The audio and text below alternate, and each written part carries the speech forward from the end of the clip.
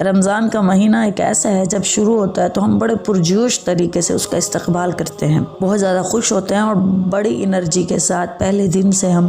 تراویح میں، روزے میں، سحر میں، افطار میں پورا بڑھ چڑھ کے حصہ لیتے ہیں۔ لیکن جیسے جیسے ہم روزے رکھتے جاتے ہیں، کمزور ہوتے جاتے ہیں، ہمارا انرجی لیول چونکہ کم ہوتا جاتا ہے تو کبھی کبھی تراویح میں اور نیکی کے مزید کاموں میں کوتاہی ہونا شروع ہو جاتی ہے۔ سب سے پہلے آپ کو یہ پتا ہونا چاہیے کہ رمضان کے مہینے میں سرکش شیاطین اللہ تعالیٰ جکڑ دیتے ہیں، یعنی ہم پر شیطان کا حملہ نہیں ہوتا، لیکن اس کے باوجود آپ کو ایک چیز کا معلوم ہونا چاہیے کہ ہمارے اندر ایک نفس ہوتا ہے، ایک اچھائی کا نفس ہوتا ہے جو ہمیں لے جاتا ہے اچھائی کی طرف، اور ایک برائی کا کہ جو ہمیں اکساتا ہے کہ ہم برے کام کریں، اسے لذت محسوس ہوتی ہے برے کاموں میں، اسے نفس امارہ کہتے ہیں۔ اب چونکہ پورا سال غلطی میں، جانے انجانے میں ہم نے اس نفس کی بہت ساری باتیں مانی ہوتی ہیں تو وہ نفس اتنا طاقتور اور مضبوط ہو چکا ہوتا ہے، تو رمضان میں بھی بہت سارے چانسز ہیں وہ نفس جس کی ہم نے پورے سال بات مانی، جس نے ہم سے برائیاں کروائیں، وہ ہم پہ دوبارہ حملہ کر دے اور ہمیں برائی کی طرف اکسائے یا کم از کم نیکی کے کاموں میں دل میں بوجھ ڈالے۔ جب ہمیں پتہ ہے کہ اتنا قیمتی مہینہ ہے تو ہم نے احتیاطی تدابیر اپنے دماغ میں پہلے سے سوچ کے رکھنی ہے، وہ یہ کہ ہم نے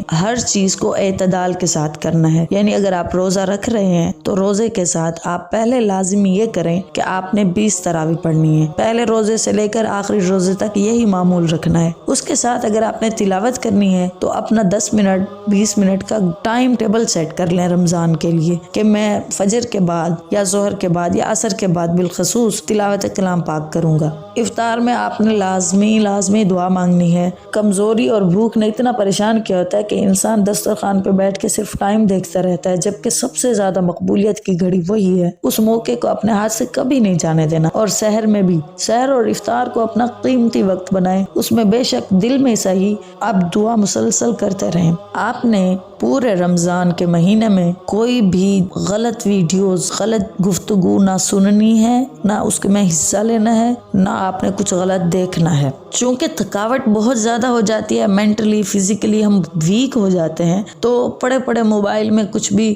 دیکھتے رہیں، سنتے رہیں۔ سٹارٹ تو اچھا دیکھنے سے کرتے ہیں، کرتے کچھ غلط چیزیں بھی سامنے آ جاتی ہیں یا کم از کم غیر محرموں کی تصویریں ہی آ جاتی ہیں، تو ہمیں بہت زیادہ احتیاط، آج کل جیسے سوشل میڈیا کا دور ہے تو ہمیں بہت زیادہ احتیاط کے ساتھ اپنے رمضان کو گزارنا ہے۔ کوشش کرنی ہے اپنے تمام ایپس کی نوٹیفیکیشن کو آف کر دیں۔ شارٹس ریلز والا کام ہے، اس کو بالکل ہی چھوڑ دیں، کیونکہ آپ کو نہیں پتا کہ ایک شارٹ کے بعد اگلا شارٹ کیا ریکمینڈ ہونے والا ہے۔ تو رمضان میں آپ نے یہ کام بالکل نہیں کرنا۔ اپنی مخصوص ویڈیو تلاوت کی، کوئی اچھی بات کی، وہ آپ نے لگانی ہے، ساتھ رکھنا ہے، آنکھیں بند کر کے سن لینا ہے۔ زیادہ سے زیادہ اپنا آرام کرنا ہے، کم سے کم آپ نے کسی کے ساتھ گفتگو کرنی ہے، ضرورت کے علاوہ کسی سے گفتگو نہیں کرنی۔ انرجی کم ہے تو اپنی اس انرجی کو بچا کے رکھنا ہے۔ دوسرا، صدقہ خیرات اس رمضان میں بہت زیادہ کیا جاتا ہے، تو آپ نے معمول یہ بنانا ہے کہ اگر آپ کے پاس 300 روپے ہیں صدقے کے لیے، آپ الگ کر لیں، کھلے کروا کے 10 روپے والے پورا مہینہ کریں۔ اگر آپ کے پاس 3000 ہیں تو پھر آپ 100 والے کر کے پورے مہینے میں آپ کسی کو روزانہ 100 دیتے رہیں، یا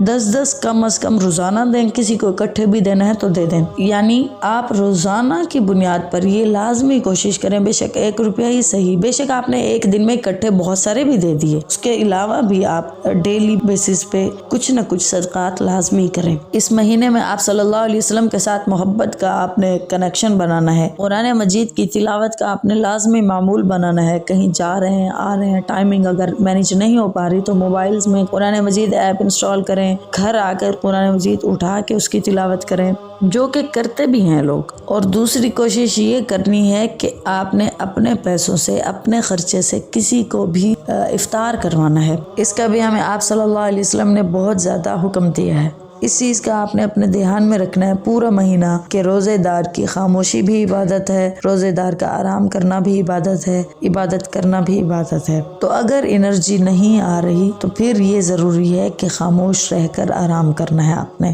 چونکہ دن میں انسان کئی بار ٹائم دیکھتا ہے کہ کب روزے کا ٹائم ختم ہوگا، تو اس وقت گزارنے کے لیے اپنے نفس پر قابو رکھ کے کوئی کام نہیں کرنا جس سے اللہ تعالیٰ ناراض ہو۔ اور سب سے اہم تراویح، جس میں بہت سے لوگوں کی بحث چلتی رہتی ہے کہ 8 ہیں یا 20 ہیں، اور قرآن مجید سننے کی بجائے پہلی رکعت کے رکوع میں پھر شامل ہو جاتے ہیں یا دوسری رکعت کے رکوع میں شامل ہو جانا، ان سب چیزوں سے بہت احتیاط کرنی ہے۔ تراویح بہت اہم جزو ہے، تو اگر زیادہ عبادت نہیں بھی ہو سکتی تو یہی کافی ہے کہ آپ روزہ رکھیں، اس میں استغفار اور توبہ اور اللہ تعالیٰ سے دعا کرتے ہیں، تھوڑا سا قرآن مجید کی تلاوت کرنا یا آرام کرنا ہے یا تسبیح پڑھنی ہے، تلاوت کرنی ہے یا خاموشی سے سو جانا ہے یا چپ کر کے بیٹھنا ہے۔ اللہ تعالیٰ مجھے اور آپ کو اس رمضان کا جو اصل مقصد ہے اسے پانے کی توفیق دے، اسے ہمارے لیے بابرکت بنائے۔